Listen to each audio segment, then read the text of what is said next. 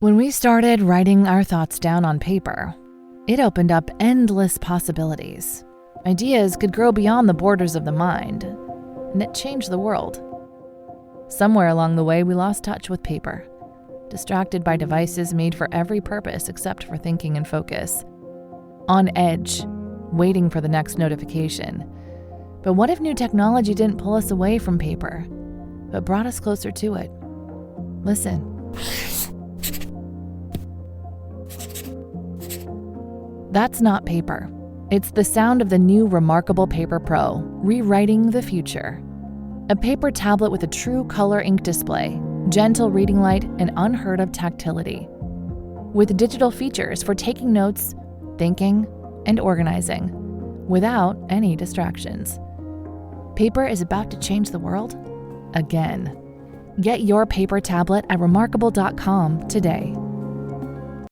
Welcome to the Basketball Show podcast edition on the Stingray Network. I'm your host, Paul Serve. Thanks for making time to join us today, along with our show producer and magician, Ryan Reed. Ryan, good morning. Good morning. Happy to talk some basketball. You got a loaded show, as you mentioned on Twitter, and let's get to it. Well, we have it, we do have a loaded show. We have a great show. I love that. That's a term that's used on every radio show for every program they do, that they've got a really loaded show today. But we do have a really loaded show today. Let's go to our poll question, Ryan. Yep. Twitter, basketball_show. The question's about the conference finals. It's the most likely result in the conference finals. So drafting this post up, we tried to think of not unlikely, but more wild swings of results in the conference finals. So we have four options of what the most likely result in the conference finals is. We have the Mavericks in 4, Timberwolves in 7, Celtics in 4, or Pacers in 7. So we're just saying the Mavericks and Celtics cleaning up, or do the Timberwolves and Pacers come back and make it interesting? Go on Twitter, vote, and we'll discuss the results here. Looking forward to your votes. We tried to come up with something that gave both the Pacers, which is, I think if you had to say of all of the two series, that's the least likely to have any kind of a result other than Boston maybe sweeping or taking the series in another five-game session like they had in their first two playoff series. But in the case of the Mavericks and the Timberwolves, we're going to start by talking a little bit about that. I think a lot of people are shocked that the Timberwolves are down 2-0. I think a lot of people are shocked that Anthony Edwards has been as bad as he's been in the first two games. People say, oh, he's tired. Well, a lot of people are tired. A lot of people have played a lot of minutes. I don't think that's the reason. I'll share with you what the reason I believe really is in just a moment. It's also the dismal play of Karl Anthony Towns. He's been just terrible. I think, though, that the Mavericks' defensive schematics, and again, I'm going to talk about that in a little bit, have been instrumental in disrupting the Wolves, making them uncomfortable. In the first two games, a couple of Wolves, surprisingly, have stepped up. McDaniels' first game was hitting threes. He's not known or shown that he's a three-point threat in that respect, but he kept them close. And last night, Naz Reid was magnificent, hitting, I think, 6 or 7 threes. And again, being the one reason why the Wolves were close. Gobert was okay last night, although he got just torched on the last sequence with Luka. But who wouldn't get torched? Luka was going to get that shot, whether McDaniels or anybody else was going to guard him. He's the best. He's the best player in that series, but he's been the best player in the playoffs, and he's doing that injured. It's really incredible, Ryan. Yeah. Another thing with that Mavericks is Kyrie being one of the best second options in recent history. I think with the Mavericks, he's the second guy, and they're going to probably make the finals with the Cavs. Even with the Nets with Kevin Durant, he was doing good there too. Well, Stan Van Gundy last night in the broadcast said this: that is the best backcourt in the history of the NBA. He's right. If they win it, it's hard to ignore. That's the best offensive backcourt I've ever seen. Like Curry, Clay? Pardon? Curry, Clay, or no? No, better than Curry and Clay. They're better than Curry and Clay from this standpoint. No, I say that. No, I'm going to step back. That's adrenaline talking. Curry and Clay have won championships. Multiple. Luka hasn't won anything. Kyrie hasn't won anything. Maybe I think Kyrie won. Oh, he has one at Cleveland. Here's maybe a better way to rephrase it. That's the most potent backcourt in the history of the NBA. I think that's fair. Nobody can score. Nobody has been able to score in the way that those two guys can score. Luka can spot shoot, pull up mid-range, teardrop mid-range, finish at the rim, up and under, play back to the basket, step back under pressure. And Kyrie is probably, and one of our guests later in the show, Patrick Royce, talks about this, is about the quickest, most explosive player that you'll ever see in basketball, and clever and crafty. So they're a very, very good. They're a very, very good backcourt. But I think what they've done is, and this is where I'll address what Dallas has done. You see, I can't lose in this series in terms of favorites, Ryan. And here's why. I'm a Timberwolves fan because I'm one of the long-suffering Midwesterners, having lived in the Twin Cities, having so much family and so many friends and contacts in the Twin Cities, and watching that poor franchise just absolutely struggle through its history. To have them in this position is exciting to see. But on the Dallas Mavericks, the lead assistant coach is named Sean Sweeney, and I've mentioned him before, but Sean was a teammate of my son's Steve's at Cretin-Derham Hall High School, which has produced numerous pro athletes in baseball, Paul Molitor, in football, and Paul Molitor, Joe Mauer, Steve's teammate. But they had just a very interesting team. At that time, they were so far ahead of the curve in basketball style of play. And here's why. Cretin-Derham Hall set a Minnesota State high school record that still stands to this day for most three-pointers made in a season. My son Steve broke the individual three-point record by 55 threes in his senior year. 55 threes more than anybody else in the history of Minnesota basketball had ever made in their career in a season. So, they were just a very dynamic, exciting, ahead-of-its-time team. Sean is one of the most intense people you have ever seen in your life. And he went into, he played college basketball, then he went into, worked at a JUCO, and then started doing the film. He's very much like a lot of other stories in the NBA, where they have started in the basement of the building and worked their way up. And Sean is a defensive genius, and he's the one who's devised this defensive scheme against Ant. And you can see how it's made Ant uncomfortable. Every time he makes a move, almost every time, as soon as he beats his man on defense, there's two other defenders there. And this is what floors me about the Timberwolves, Ryan, is why aren't they doing the same with Luka and with Kyrie? It's simplistic to say that their defensive schemes aren't great because it's the NBA, and I think Chris Finch is a great coach. But what in the world were they thinking last night when it came down to prime time to have Gobert switch onto Luka 45 feet from the basket? Like, that's what you came up with in the timeout? And you can see McDaniels, as I told you before in the video, you can see his face kind of grimace, like, we shouldn't have done that, like in this slow-mo replay of them switching. Yeah, like they shouldn't have, you can't, 45 feet from the basket, you can't hedge on defense and then switch back? Yeah. Like if the big kid from, his name escapes me right now, one of the great big kids who were dunking all night, and again, Defensive Player of the Year in Rudy Gobert, and nothing against him personally, but their rotations were so bad. Cat, by the way, is the worst defensive rotating player last night was the worst defensive rotation I've ever seen by a player. How did they get 12, I think it was 11 or 12 dunks by their bigs inside when you have the Defensive Player of the Year in your lineup? So it's interesting. Now, having said that, as great as Luka, who has played, and he's been fantastic, playing injured, and you can just see you don't have to be lightning quick. You don't have to be jump out of the gym. You have to be smart and solid with the basketball, and then use the physical attributes that you have. Luka's big, strong, but his fundamentals are flawless. Kyrie is extremely quick, but very versatile with both hands and very creative in how he can score. Be the best finisher ever, just like around the hoop. He really is. He really is. And having said that, he disappeared in the second half of the first game, killed the Wolves in the first half, but disappeared in the first half of yesterday and then came to life. That's the nice thing with having two great players. You can have someone disappear and the other person steps up, and that's what makes a great backcourt, when you can kind of stand behind your teammate and 100%. Both of you aren't dead. Like one, you can always just continue to play well. Well, and a couple of other quick thoughts. The great pass from Luka to Kyrie in the far corner when Kyrie hit the big three, and then Luka's obvious epic shot at the end, just epic, and it was nothing but bottom of the net. That was Jordan-esque when he hit the shot on Brian Russell when he pushed off. And it was a 3, not a 2. 3, not a 2. But here's what bugs me about there's a lot of things that bug me about the NBA.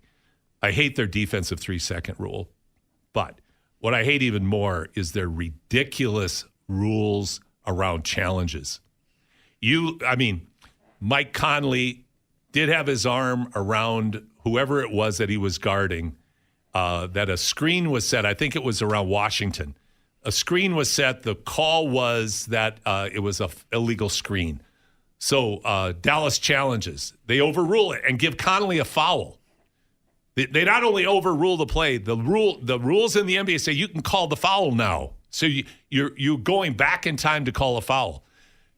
The ball goes off McDaniel's hands at that critical time towards the end of the game when he was fouled, but the rules say you can't change the call.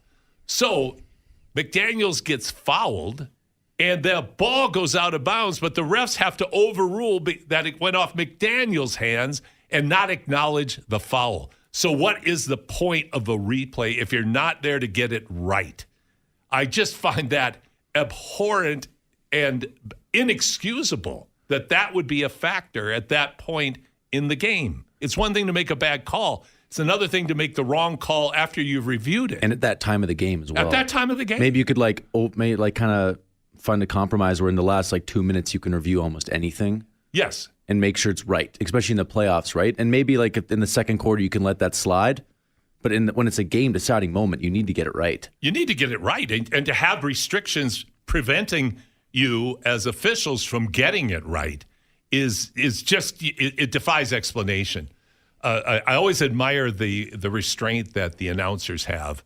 Stan Van Gundy's a real emotional guy, but they really need to change that rule when there's several F-bombs hiding in that statement. And so, but here's the other deal. You can't put Dallas in a position to win, not getting a shot off and having Ant throw the ball out of bounds. That's when you know that he's going to have to regroup, because to this point, after the intoxicating win over Denver in Game 7, and he's calling Kyrie out, do you think he'd like to get that quote back again? But he and Kat are being interviewed, and they're all cocky and all this stuff, and now they're getting their lunch handed to them and embarrassed, and both of them are playing like dogs. So walk the walk, don't talk the talk. So, but highly entertaining series. Indiana-Boston, all you have to say about that is Indiana should have won the first game. They found a way to lose. Boston had a great second game. Halliburton's questionable at best. If he comes back, he's going to come back hobbled. We expect that to be 4 or 5 games. And then right now, the odds makers put Boston as the heavy favorites to win the championship. Yeah, minus odds, not even plus odds. That they're supposed to. It's one of the people have said it's one of the easier walks to the finals they've seen, just for injuries that they've faced and lower seeds that they've faced, and it's kind of hard to disagree with that. Hard to disagree. Their first real challenge in months will be in the finals. Absolutely. Ryan, let's do a quick update on the poll.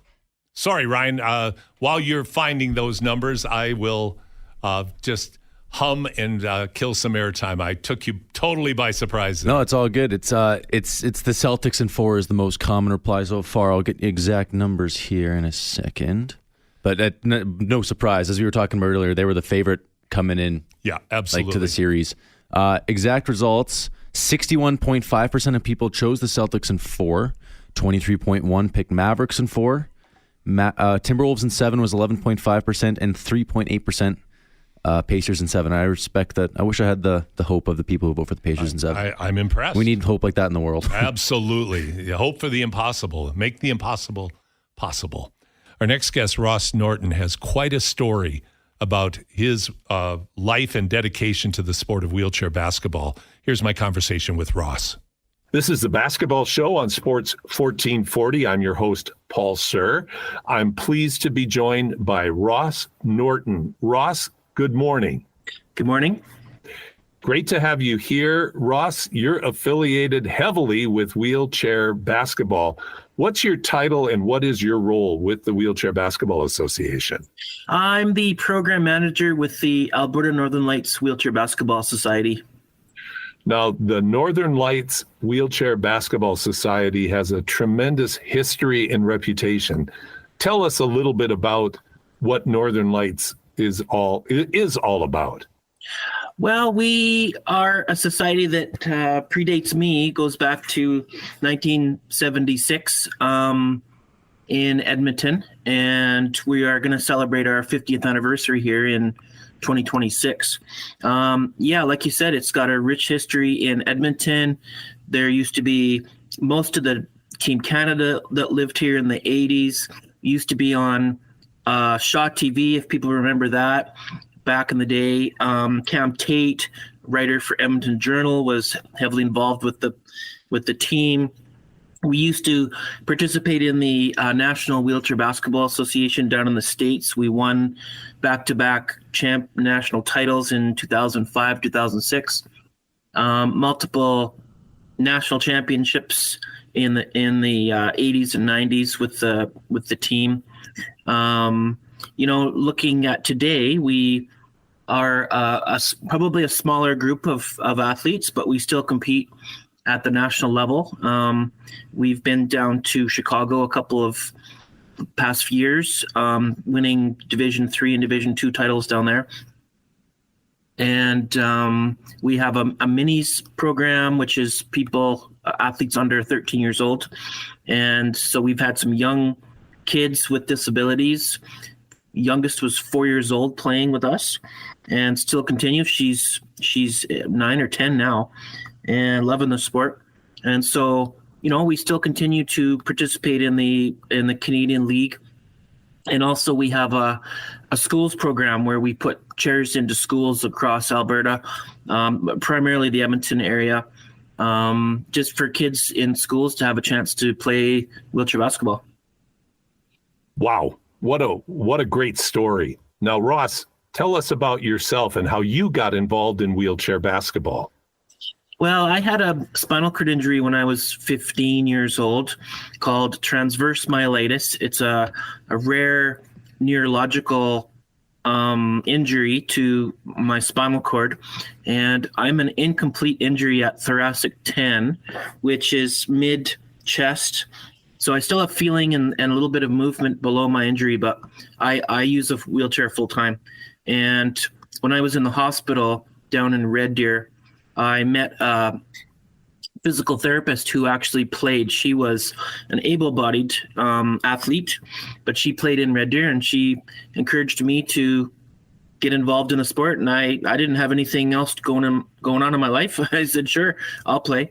And I've been playing ever since then. I've been involved since my injury heavily, and went to Red Deer College. And then after that, I moved to Edmonton to basically be part of the strong wheelchair basketball programs in Edmonton here. And I played on the national team through the 2000s. So we won gold in Sydney and Athens, 2000, 2004. And then we just fell short on three-peating in Beijing in 2008. So we took silver. So 2 golds and a silver is pretty good accomplishment for my career. I was involved in the team that won the championship titles in the States in 2005, 2006. Went to Canada Winter Games in 95, won a gold there. And won my last national championship was 2001, winning, took MVP in that tournament. And I retired in 2008 and took a year off and just to see if the grass was greener on the other side, and I played some other sports, and I came back to it. I got involved in coaching, and now I'm administering the sport in Edmonton here too. So yeah, it's been a lifelong commitment to the sport since I was in my teenage years. So it's been quite a journey for myself. I'm really grateful that you just shared what that journey is comprised of, Ross, because that is powerful, powerful stuff. Thank you. Thank you for, as I said, for sharing that. Ross, if people want to find out about how they could get involved in the wheelchair basketball community, how would they go about that? Well, we have our webpage, and our contact information is there. It's albertanorthernlights.com. You'll find our email address there. Right now, I use my cell phone as the phone contact. But generally, we want people to touch base with us by email, which is anlwheelchairbasketball@gmail.com. They can find that on our webpage, or they can send a message through Facebook as well. That's our only social media outlet at the moment. That's great, Ross. Well, I want to thank you for joining us today. We are going to see you and some very, very good wheelchair teams at the upcoming Hoop City 3x3 event. People are going to be able to not only watch your teams compete, but you're actually going to be on site and doing a demonstration. You're going to play your championship game in front of the entire crowd on the Sunday for under the big top on the main court. So we're really excited to have you be part of Hoop City 3x3. And I want to thank you for joining me on the basketball show today. Yeah, thanks, Paul. We're looking forward to competing in front of all those fans, and hopefully we'll get some people sitting in the chairs and playing alongside us for that demo. And thank you for the opportunity to explain what we do here in Edmonton. Our pleasure, Ross. Really honored to have you on. Ross Norton, Alberta Northern Lights wheelchair basketball, joining me here on the basketball show on Sports 1440. I used the term powerful several times, but I truly believe what I said, that Ross's story is exactly that, powerful. Welcome back to the basketball show on Sports 1440. I'm your host, Paul Sir, and I have been hoping over many years to be able to talk to this next gentleman who I have read his work, listened to his work for a long time, both when my family were living in the Twin Cities, but still following his work in the Minneapolis Star-Tribune. Listen to him whenever I'm down in the cities, which is quite frequently. And I'd love to welcome in Pat Royce. Pat, thanks so much for joining me today. Yeah, Paul, it's nice hooking up with you again after 20 years or something like that. So last time we were in an event, Rick Majerus was the featured attraction. So that's quite a while ago. He was. I've often thought there should be a collaboration of people that would put a book with Rick Majerus stories in them, because can you imagine? I mean, that would be volumes of stories about one of the most interesting people. People walking through Kenya and out looking for giraffes or something, and all of a sudden there was Majerus walking down the path. He would just take off. He's always a bachelor, and he'd just take off in his off season and disappear, and nobody knew where he was. And he was stayed in the hotels when he was coaching Utah. He stayed in the Marriott. That's where he lived, and he'd always would stay in a hotel. He'd travel he'd go in early if he liked the town, and then meet the team there. And he was a different kind of cat, but he was a basketball savant too. Basketball savant, absolute genius in the game. But sometime I'd love to do a podcast and get yourself and Fitz and a bunch of other people who knew him and get on and just tell Rick stories and pay tribute to him, because you can't make this stuff up. It's just too unique. Yeah, he once told me that his final job he was hoping would be at St. Mary's, the little Catholic school out there in California, up the hill from the Bay Area. That does so well because then he could stay at his favorite hotel, and then he could live at his favorite hotel, someplace up on the hill there. I can't remember what the name of it is. Well, Some famous hotel. he couldn't dislodge Randy Bennett, though, who's been there for a long, long time. But Yeah. that does not surprise me. Well, Pat, let's first talk about the Timberwolves. I think it's fair to say, if you were to describe being a Timberwolves fan in the Twin City area, the term long-suffering would be appropriate. Yeah, And it is funny. You see some of those same old faces that came year after year, and when they were going 16 and 66 back to back or something, you kept wondering, why are you still here? I guess this is the reason. Well, they are believers. Minnesota fans are unique. They're a funny kind of fickle. I think is the way that I've heard it described. But they've hung in there, and I think, and I'll throw this by you: when the trades were made and the dust settled, and Rudy Gobert is in the lineup alongside Karl Anthony Towns. You just thought, how in the world is this going to work in this NBA? And we all know in the NBA that everybody is just running to the next best thing, whether that's drafting high school players or Europeans or whatever. But now the new thing was positionless basketball, analytics. You got to shoot threes or layups. And everything was based on primarily on athleticism. So they bring Gobert in, and you've got two post players essentially, and people just said, how does this even make sense? But Chris Finch has found a way to make it work, and not just work really well. Yeah, Cat missed 57 games last year, and it never looked like they had any idea what they were trying to do. And, they hadn't seen enough of it to really kind of figure out how it was going to work. But I think Finch and Nori and that coaching staff of his did a wonderful job during the offseason of figuring out what they could do. Sometimes it gets a little convoluted, but then that's basically, sometimes Cat's running through people and, doing goofy things. But they did make it work this year, obviously, to the point that, they are somewhere where they've only been once before.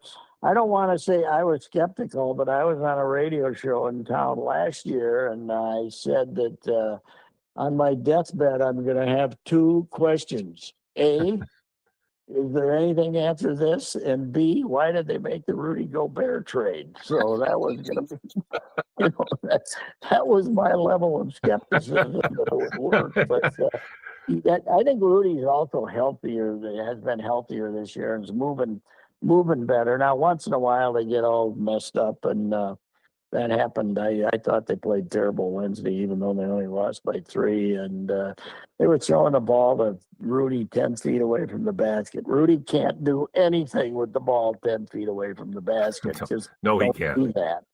Don't do that, and just have Rudy be Rudy and throw him that little, get in the lane and then toss him up the thing, and he'll dunk it, and he'll play great defense. The other thing is, once in a while they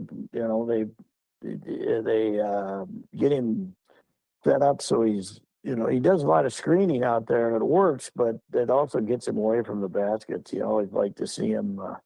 I always like to see him down there playing defense at the basket. That's for sure. That's because he makes a difference. I think they came up with some stat. Did I hear this last night that when he wasn't playing down, when he wasn't in the game, they were 14 for 14 in the lane. The Dallas the other night, they missed a shot down there. So I think I heard that, but I didn't see that officially. So. I'm talking with Pat Royce of the Minneapolis Star-Tribune here on the Basketball Show on Sports 1440. The other day, you wrote an article, Pat, about Sean Sweeney, the lead assistant coach for the Dallas Mavericks. And Sean's ascent through hard work has been really quite amazing. But Sean, of course, is from Cretin-Derham Hall, played his high school ball at Cretin-Derham Hall, college ball at St. Thomas in St. Paul. Is rooted into the St. Paul community, but was part of a pretty special high school team with a teammate few folks in the Twin Cities have heard of, named Joe Mauer, and then as well my son Steve. And that was a pretty unique team, way ahead of its time under the leadership of Billy McKee in terms of how the 3-ball was shot. But the fact was they could shoot the 3-ball. Yes, they were 3 guards, and Sweeney had the great quote. He said, "We played blue line to blue line." It was a great quote. He's a beauty, but and your son was probably had more distance on him than any of the others, and Sweeney always says Mauer was the best football player in the country, the best baseball player in the country, and the best basketball player in Minnesota. He thought. Yes. He was. He was he 6'4" then, maybe playing guard, and they were interchangeable as far as handling the ball and doing everything, and they had another kid, Keating, who was a good player, and that was a really good. Keating was a great player, yeah. Mike was, yeah. They ran into he's an assistant coach he was an assistant coach at St. Thomas for a while. Yeah, he was. But yeah, it's quite a group. Joe, of course, going in the Hall of Fame this year, and your son, having that prestigious job as the coach of the Mongolian 3-on-3 team. I can't wait to see that. They still got a chance to make the Olympics? I'm going to tell you. A real quick story. As you say, I mean, here's Mongolia, a country of 3.5 million people stuck in the middle between Russia and China. No basketball. Lots of hills too, right? We have some mountains there. It's mountainous. They still have free roaming for their horse herds and all the livestock they have. It's the most different culture you'll ever see. So they hire Steve. They bring him over there. They're a woeful country. Last year they finished, I believe their ranking in the world was 10th in 3x3. And this year, this last weekend, they went and played in Hungary in the last Olympic qualifying tournament. They beat everybody, but then their best player got into it with an Israeli guard and headbutted the kid and got booted out of the tournament. And yeah, it was awful, because they were beating everybody. And then the 3 horsemen, as they call them, battled France and Poland and lost both games on last-second shots to qualify for the Olympics. They're a very respected team now in 3x3, and Steve's been he's the coach of their men's and women's national teams, U23 and U18, and then he's still their best player, and he's still ranked 25th in the world at 41 in 3x3. Unbelievable. Yeah. Unbelievable. It's 3-on-3 is interesting. Somebody just sent me something. A kid from Richfield on the U.S. team that I hadn't even heard of. It's one of the players. But then they got Jimmer. Isn't he a big 3-on-3? Oh, Jimmer's a big deal now. Yeah, Jimmer's. Yeah, he's leading the U.S. team. And he brings that cachet and that name recognition to 3x3. I hope you'll get to check it out in the Olympics. It's a different sport. It really is. I absolutely love it and have been involved in it for a long time, but its time is still coming. It's going to be part of the basketball ecosystem more and more over time. Yeah. And of course, Sweeney was on that coaching ladder before he ever got out of St. Thomas. And yes. And Joe was, Joe said he was always a detail guy, but he's a character, man. He's, the NBA. I don't think there's any group that knows more about every gossipy thing that's going on than the NBA assistants, man. They're all buddies. He and Nori are big assistant buddies, because they were in Detroit together. And, yep. Sweeney's the basketball he's watching tape at 8 in the morning and 2 o'clock in the morning, and he's become a defensive guru, which is kind of funny because when Steve and Joe and Sean played together, the defense wasn't the strength of those Cretan teams. So they were outscoring people, that's for sure. Yeah, they weren't They weren't putting hard stops on. But Sean is he's a character. I used to. I heard a good story from Fitz, of course. Dennis Fitzpatrick was a mutual friend of us, and just a the legend. I called him up the other day to get some Sweeney quotes, and 15 minutes later, I don't know what the hell he was talking about. But anyway, it's but I heard he told one story about, Sean is one of those Irish kids that he kind of, not offensively, he just drops the F-bomb in the middle of a conversation. It's just it comes up a lot, and that's his favorite adjective. Okay, I think that's fair to say. Yeah, going along, and it's harmless, but it's funny. Although I talked to him the other day for about 20 minutes, and he must be cleaning up his act to get ready to be an NBA head coach or something, because I think he only dropped 2 or 3 in 20 minutes, which shocked me. But I heard that's got to be a record. Yeah, they were the Yosario, the spaghetti plates in St. Paul over on Payne Avenue, over on the east side of St. Paul. Yeah, Sean's with Bucks, and he brings Giannis with him for a spaghetti dinner with all the reprobates, and his mother's there too, and he's dropping those F-bombs here and there in the conversation. It's not an F-bomb in the sense that he's saying it to offend anybody. It's just part of the conversation. Yeah. And Fitz or somebody says to him, "Your mother's here. Don't you worry about, using that word all the time." And Giannis says, "He's so bad, I now swear in front of my mother." Which was we can tell that story on the radio, but I didn't use that print. So anyway. Oh no, it's a great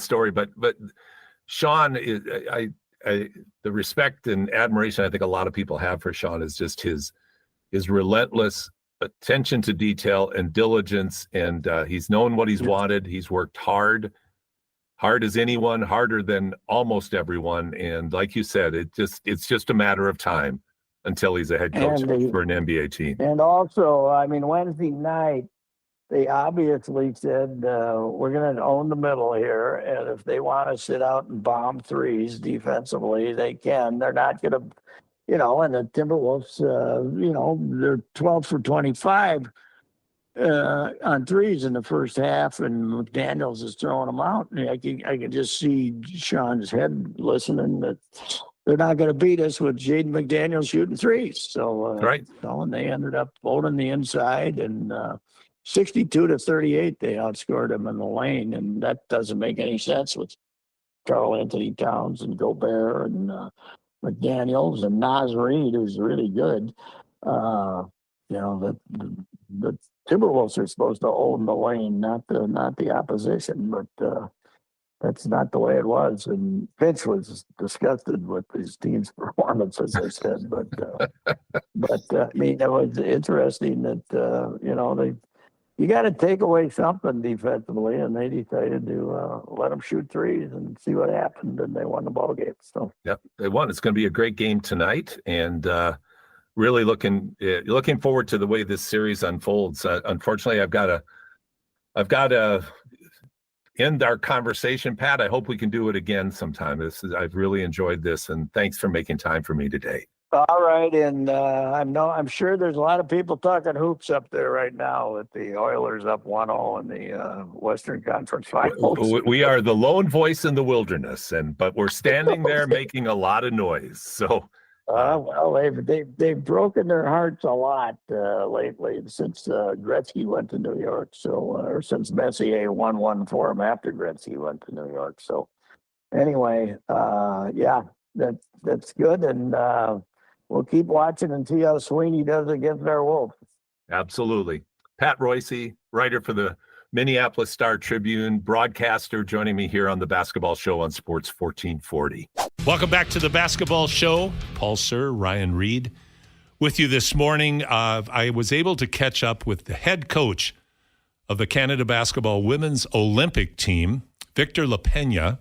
Victor is a phenomenal coach and has had a legendary career over in Europe. He's been with the women's national team now for several years, and he just re-upped with the national team as well as he tries to bring the Canada basketball women's program into medal contention in the upcoming Paris Olympics. Recently, the national team was in Edmonton training over at the Saville Sports Center, and I was able to catch up with Victor at the airport as they were getting ready to head out for some exhibition games. Here's that conversation. Welcome back to the Basketball Show on Sports 1440. I'm your host, Paul Sir. I am privileged to be joined by the head coach of the Canada Basketball Women's Olympic Team who have been training in Edmonton these last few days, Victor Lapena. Victor, welcome to the show. Oh, thank you very much. I appreciate this opportunity, and I'm very, very happy to be with you. Thank you. Well, it absolutely is my privilege. So, Victor, talk about we've got a lot of things I want to cover, and I know you're busy because you're at the airport right now, getting ready to head out as the Olympics are just looming. But talk about what you were working on here in Edmonton. Oh, it was the first step in our Olympic journey. You know, when we are in Edmonton, always we know that we are able to have the best conditions, the best people helping us. It's an amazing opportunity always to be in Edmonton because, you know, what the head coaches always demand is calm, great places for practice, good hotel, to have enough time to build a team. And in Edmonton, always a privilege for us. So I'm very, very happy. I'm very thankful for that. Well, it's been a great part of our community to be able to look at the past dozen or so years and really be able to call this as the home, the training home of the women's Olympic team here in Edmonton at the Saville Center. But Victor, you have so much experience internationally. What has it been like to build the culture of this national team program and mold it into the kind of culture that you as a head coach want to see? Okay, I have to say that this is my first summer with the team. I built relationships with my players. I think we create a winning culture because the team from the first summer was very, very competitive. And now what we have to do is to get the next level. You know, Olympics demands a lot. Some of the best teams are, no, the best teams in the world are there, but not just the best team with the best players in the best shape ever.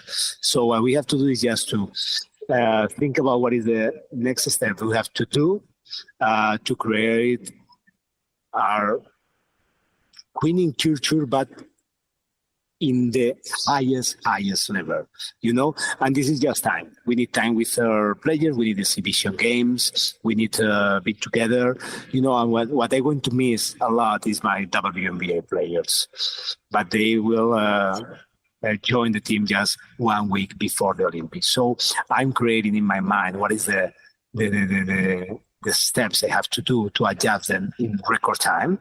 And if we do that, I think Canada will be very, very ready to compete and to win. I'm talking with Victor Lapena, the head coach of the women's Olympic team for Canada basketball. They're going to be representing Canada in the Paris Olympics here on the Basketball Show on Sports 1440. So, Victor, talk about the exhibition game schedule that you have coming up. Yeah, we have, first of all, our phase 2 after Edmonton will be in Victoria. And in Victoria, we have 1 exhibition game and 2 scrimmages against Portugal. Portugal is a good team with enough level for our players in that moment of the competition and the preparation.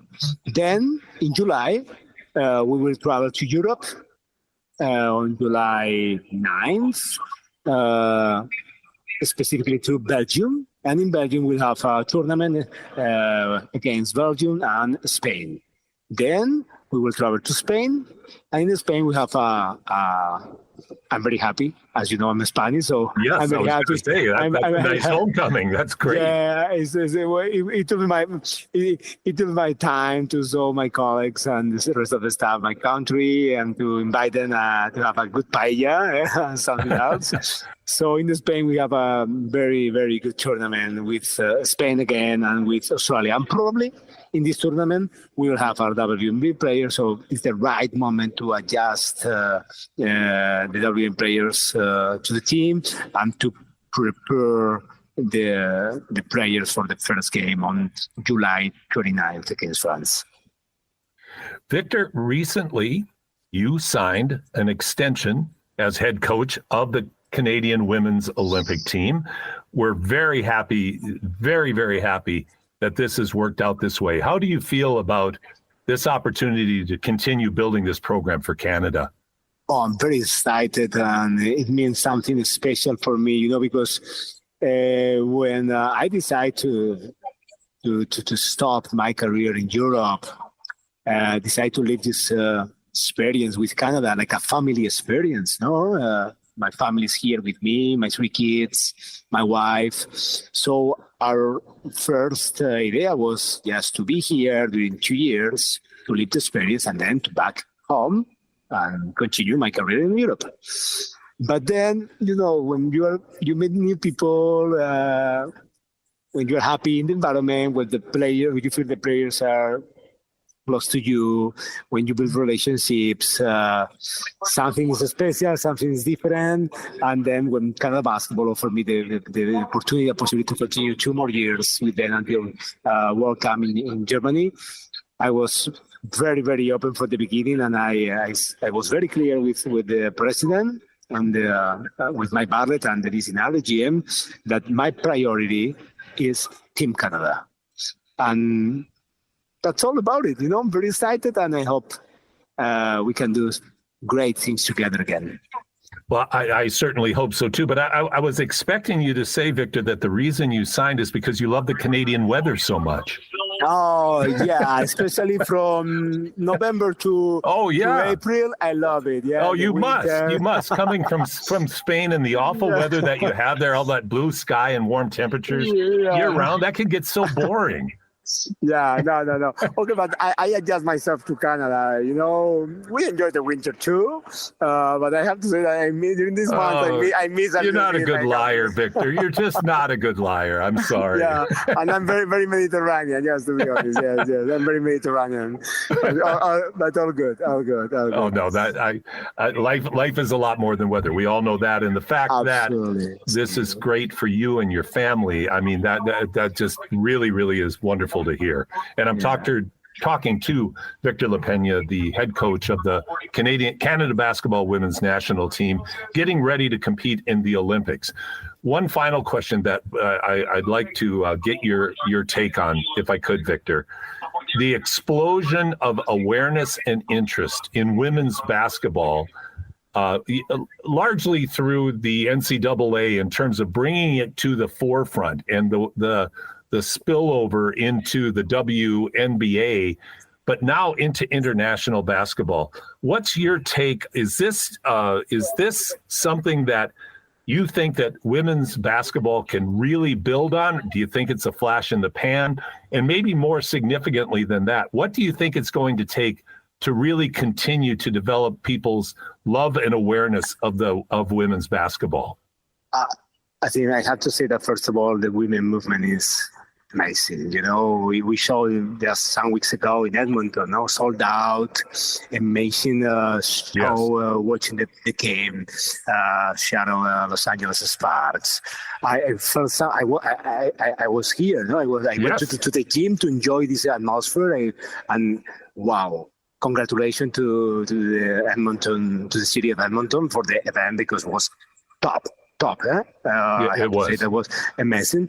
So it's like we in Canada, we are creating, the basis to be soon on the top of the pyramid. We have the athletes, we have the resources, we have a lot of good things. I think Canada Basketball is investing a lot of resources to build our athletes in the right way. We are starting with our young athletes too early, with 12 years old, now with the Junior Academy.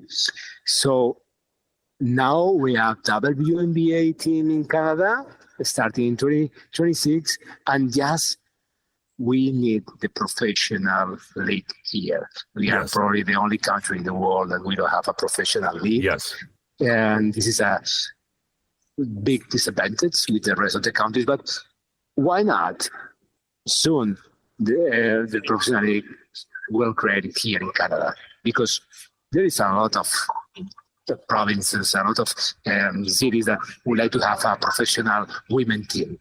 So soon we'll have this, and then I think we will able to create the right environment for all of our athletes to become great competitive players. We are very close, and then once we get that, I'm sure that we will probably, with the USA, the best of the best in the world. So this is my vision, and this is what I wish for Canada and women basketball in the future. Well, that is beautifully stated, and I couldn't agree with you more in terms of needing this in this country. This country deserves it, but most importantly, the women in this country and the girls in this country deserve it. So I love your vision, Victor, and I know there will be yourself and many others, myself included, with loud voices speaking that we need this league, and finding the people that will put the time, energy, and money into creating this league. So thank you for sharing that vision. Thank you very much. And again, thank you very much to the city of Edmonton. Everything is amazing here. Thank you. Well, appreciate it so much. Victor Lapena, head coach of the Canada Basketball Women's Olympic Team. Thank you so much for spending time with me today on the Basketball Show. Thank you. Welcome back to the Basketball Show. This is our last segment of the day, but what a way to go out as I welcome in Michelle Plouffe. Michelle and her teammates, including her twin sister, Catherine, along with Paige Crozen and Casey Bosch, just qualified for the 2024 Paris Olympics to represent Canada in 3x3. Michelle, thanks so much for making time today. Thanks for having me, Paul. Oh, it's always great to talk with you, Michelle, anytime, but especially at this time. Before you tell us all about how this came to be, I want people to be aware of what you personally have had to accomplish in this last year. Last game of the last season, you had a serious knee injury, and your ability to recover after surgery was going to come down to a lot of different factors. Most of all, of course, the skill of the surgeon and the work you were willing to put in. Well, Michelle, you did that. You put the work in, and you were a major factor in your team's victory. Talk about this last 9 months and what it has taken for you personally to get to this point and for your team to get to this point. Yeah, it's been, well, thanks, Paul, for just recognizing that. Not something I put out there, but it's been a grind for sure the last 7 months. It was basically the end of September. So when I played in the first Olympic qualifier in Japan, I was at the 7-month post-op mark of an ACL reconstruction. So, wow. It was, it's not what most people set out to do after ACL surgery, but I just worked with such an amazing team that really had a lot of faith, one, in what we were trying to do. And I purposely, kept people close to me that were, believed in what I could do, what I could make happen, and really just pushed me to get there. I don't think I definitely would not have been able to accomplish getting back that fast without, the people I was working with in my rehab, in the weight room, in the programming, the surgeon. My teammates and the staff were just so supportive. I'm just super blessed. There was no huge setbacks along the way. And I lived in the gym and Yes, you and did. in the weight room, and I just found it to be a challenge that was pretty. I mean, it sounds kind of odd, but I thought it was a fun challenge. It's one of those things I just like I like a challenge, and so when I went down, I counted out the months pretty quick, and I was like, well, I think this is possible, and God willing, whatever happens will happen, but I'm going to try and control what I can control and push the limits, and I felt confident going into it. Like I was confident in my knee and that it would be okay. Obviously, I wasn't exactly where I wanted to be, like performance-wise, but I knew I could help the team out a little bit if I was on the court, so that was my goal. Well, you helped the team out a little bit, just enough to get into the Olympics. So let's put this in perspective here, Michelle. Yeah. Congratulations, first of all, to you and your Thank you. teammates. This has been a long journey. You had the huge disappointment of the FIBA system back in 2021, and now the runway over the next 3 years was really clear, and your goal and vision was very clear as well. And here you are. You qualified in the last game in the last tournament.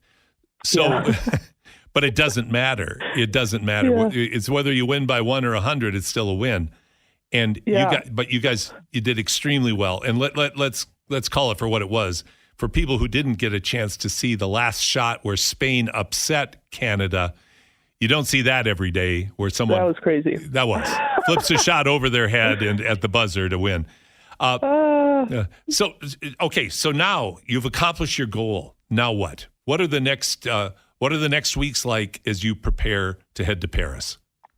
Yeah, it was definitely just an emotional 5 weeks, I would say. We were on the road in 2 qualifiers. Obviously, we would have loved to do it in the first tournament, be the one team that came out of the Utsunomiya qualifier. Right. It didn't happen like that. But, I really think it refined us, and it was very purposeful in how everything happened. Obviously in the moment. Yes, you're we disappointed. didn't exactly see it like that. Disappointed for sure. But really, we spent, after Japan, we were back in Toronto for a week training, had some time to rest, and we're with our families. And then we flew out to Hungary. And honestly, we were confident because, I spoke this over our team, and everyone was confident in us.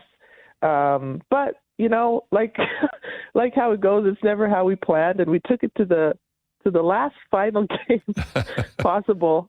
And so, it was just a long 5 weeks, but the mission is still the mission, and it was to qualify. And so step 1 completed, and we're now going to start preparing for what hopefully will be a podium finish in Paris. And so the next few weeks, there's some tournaments coming up in the women's series. So there will be 2 stops in France in the middle of June, 1 stop in Quebec City, the end of June, and then we'll be in Edmonton, beginning of July. So there's, a number of tournaments to help us stay sharp and focus in on what needs to happen on the court and refine some things. But honestly, it was great also that we played basically every team that's going to be in the Olympics already this summer. So I think that's a huge advantage for us, and we'll just keep staying sharp and hopefully peak at the right moment. That'll be end of July. So that was only the beginning of the summer, Paul, which is crazy to think about. But that's a heck of a beginning. It was a long beginning. It was a long runway, but now the runway's very short, and it's a packed runway as you describe all the events you're going to be playing in, Michelle. Well, Michelle, unfortunately, I'm really short on time today, but I want to have you, Catherine, and hopefully even Paige and Casey on at some point. I'd love to get you if you're training in Edmonton at any point, but if not, we'll find a way to get everybody on, because we really want to focus on this journey because of all that you and Catherine mean to Edmonton, but all of the women being Alberta based, just everything about it. We wish you nothing but success. We're going to be seeing you over the course of the next week. So best of luck continuing on your strengthening and recovery personally and on your team cohesiveness and preparation as you get ready for the Olympics. And congratulations again on a job well done. Thanks so much, Paul. Thanks for having me. Michelle Plouffe, such a class act.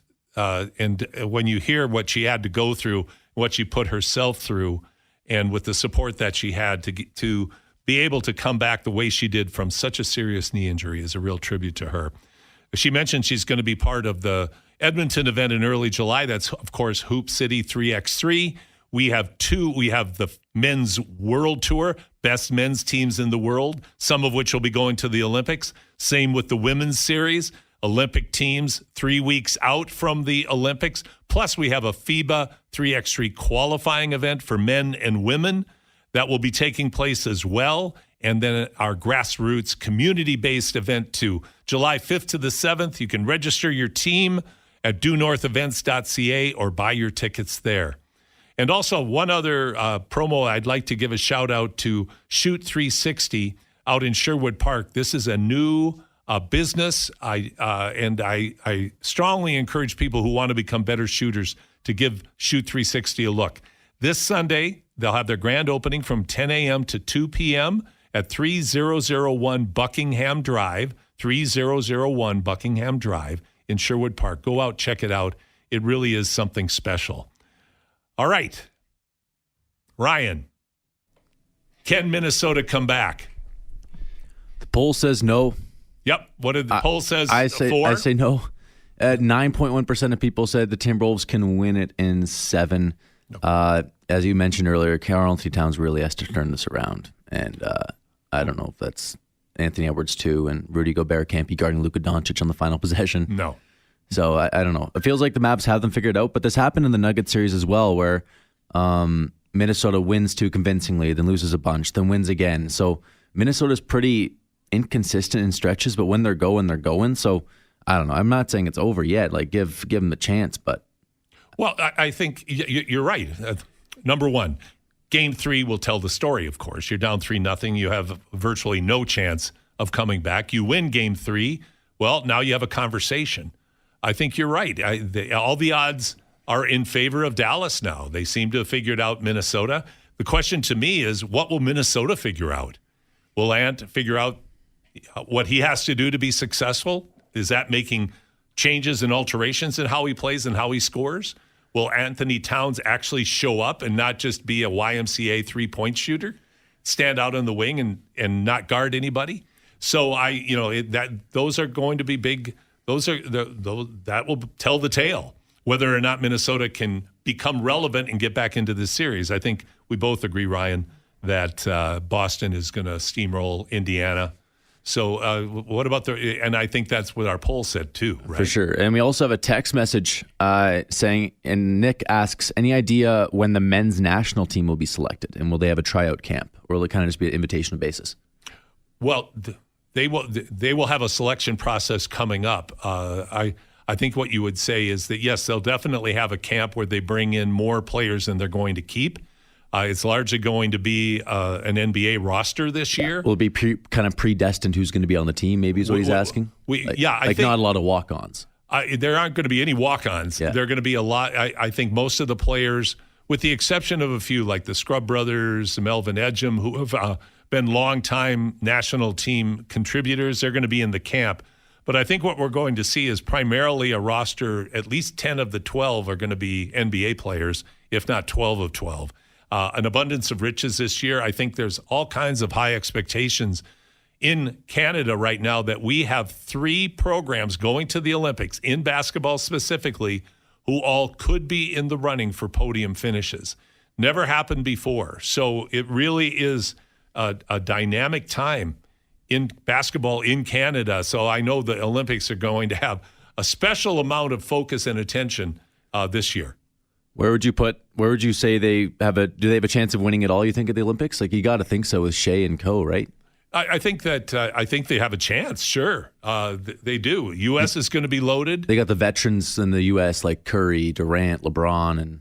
And does veterans mean old? Like, it's going to be interesting to see how that translates in FIBA basketball because, again, they're not playing the NBA. They're playing where big centers can stand in the middle of the paint and change shots, and it's a 40-minute Grab game. the ball off the rim. Grab the ball, knock the ball off the rim. So, U.S. is not a lock. Canada is not a lock, but Canada's in the thick of it. And I think you'd have to say, along with Serbia, for instance, there are Spain, awfully good basketball teams out there that are capable on any day of beating anybody.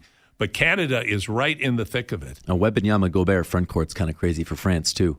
It is. That's a lot of shot block in there, but it's going to. And the thought of having Gobert in the middle and Wembanyama on the baseline in a zone defense changing shots is quite intriguing. It's going to be a great. And you still get other countries like Luka Doncic is Slovenia, Lithuania is Sabonis and Jonas Valanciunas in the front court. Yeah. I mean, there's great basketball, men's and women's. So both. And having said that, all three of our teams are going to be right in the thick of it and have a chance at medaling. So what an exciting time for basketball in Canada. What an exciting time for the NBA. And by the way, speaking of exciting, next weekend, the great Jack Armstrong's going to join us on June 1st when we come back. And also I hope to have on Craig Moody, who is the CEO and founder of Shoot 360. And the reason I think that's significant is because this is a shooting clinic, a shooting program, rather, that really makes good shooters. So we're going to have a great talk about the NBA, so much to talk about a week from now. Thanks so much for joining us today. Ryan, thank you. And we had such a great lineup of guests, thanks to all of them. But most importantly, thank you for listening today. I want to give a tribute to my son, Ben, who always tried to make it that he treated people with respect. And remember, we don't know what other people are going through in their lives. So please be kind to others and tell those that you love them. You can't do that too much. This has been the Basketball Show on Sports 1440. Have a great week on and off the court.